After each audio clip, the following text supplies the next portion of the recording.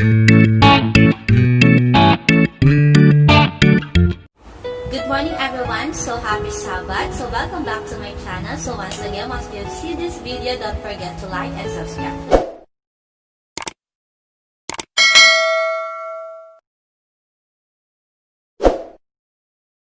The message that I would like to share is how to make a right decision. So this is part 2. Una po yung may time ka pa ba sa video ko, and then this one is second video of my sermons. Short lang to, not hindi katulad ng divine service na maabot ng 20 minutes, something like that. So you may use this video as your devotion na. So how to make a right decision? In Tagalog, paano nga ba gumawa ng tamang decision sa buhay natin?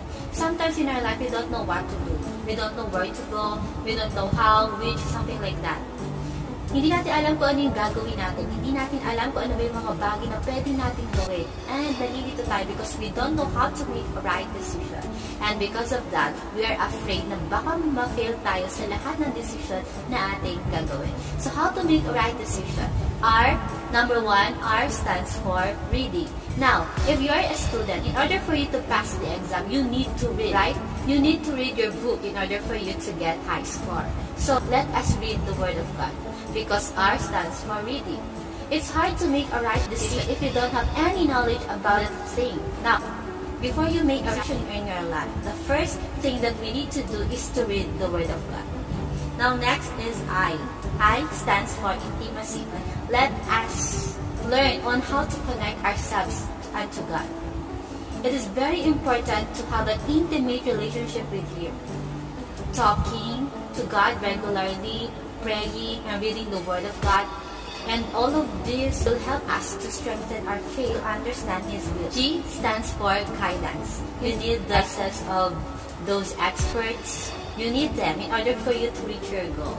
And most of all, if you are a student, you need to lean on your parents. You need to listen for their advices because you are still young. And there's a lot of things that you need to learn in your life. As you have LNG work books like that. Fourth to the last, H stands for honor. So yes, R, reading, I, intimacy, G, guidance, H, honor. Let us honor the will of God. This is the will of God for you. All you need to do is to honor His will. Lastly, T stands for trust. In everything you do, you need to trust God. Okay?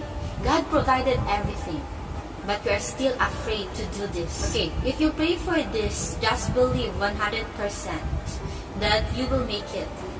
Just believe that with God, nothing is impossible. And then He will answer your prayer more than you ask. So in order for us to make a right decision, let us read the Word of God. Let us listen to His words. And then I, intimacy. Let us come unto Christ. Let us walk unto Him. And then G, guidance. Let us seek guidance to those who are expert, and most of all, the guidance of God. H, honor. Let us honor our God. And then T, trust. Trust Him. God answered your prayer. All you need to do is to trust Him, because trust is knowing Him. Thank you for listening. So how to make a right decision? This is a short review lang po to, and this is a trailer for this message. If you want to hear the whole message of this, you may contact me through Facebook or Messenger. Then I am willing to share this message. Okay? So thank you very much for listening. Now let us connect ourselves today.